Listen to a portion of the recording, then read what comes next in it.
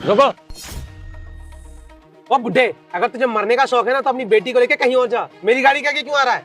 बेटा आप ये कैसी बातें कर रहे हो? मैं आपका ससुर हूँ। वह ससुर है तो क्या सर पे चढ़ के नाचेगा? चल अपनी बेटी को लेकर साइड हो, नहीं तो सच में गाड़ी चढ़ा दूंगा तुम दोनों के ऊपर।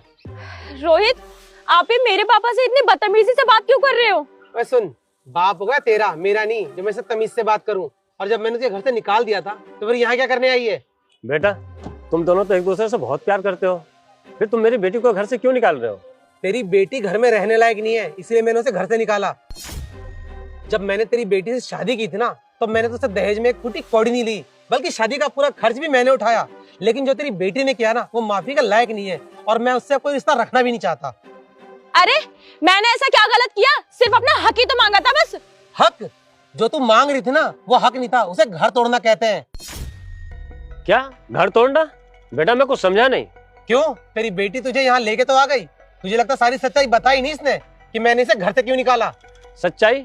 कैसी सच्चाई? इसने तो सिर्फ मुझे इतना बताया कि आप दोनों के बीच में लड़ाई हुई है और आपने इसको घर से निकाल दिया।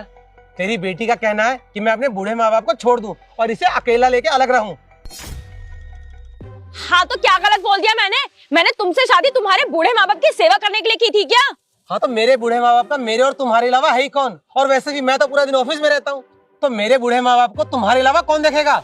मुझे शादी करके लाए हो या मुझे नौकरानी बना के, जो मैं तुम्हारे बूढ़े माँ बाप की सेवा करती रहूं? तू देख रहा है अपनी बेटी की सोच कि क्या क्या बोल रही है ये? जब भी मैं ऑफिस से घर आता हूँ ना, सिर्फ मुझे यही बात सुनने को मिलती है कि अपने माँ बाप से अपना हिस्सा लेके अलग हो जाऊं।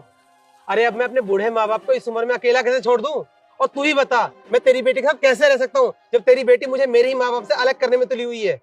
ये क्या तब से मेरे पापा से तू करके बात कर रहे हो? तुम्हें जरा सी भी तमीज नहीं है क्या कि बड़ों से कैसे बात करते हैं?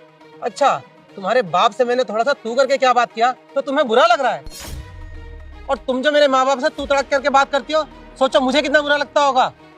और पापा जी मुझे माफ करना कि मैंने आपसे इतनी बदतमीजी से बात की। ये सब सिर्फ और सिर्फ मैंने इसे आईना दिखाने के लिए किया था, ताकि मैं इसे दिखा सकूं कि जब कोई अपनों से बदतमीजी से बात करता है तो कितना बुरा लगता है। क्योंकि ऊपर वाला ना सब देखता है, और हम जैसा करेंगे वैसा ही भरेंगे।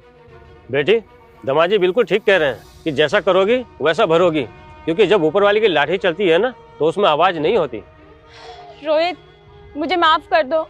बेटा इस वीडियो को लाइक और सब्सक्राइब करो। तुम्हारे घर में सुख और शांति की कोई कमी नहीं होगी। और जाते जाते कमेंट में हर हर महादेव लिख देना। मुझे अपनी गलती का एहसास हो गया है। मैं तुमसे वादा करती हूँ कि तुम्हारे माँ बाप को बिल्कुल अपने माँ बाप की तरह देखूंगी और उनकी सेवा करूंगी। बेटा अब तुम जाओ अपने असली घर और अपने असली माँ बाप के पास।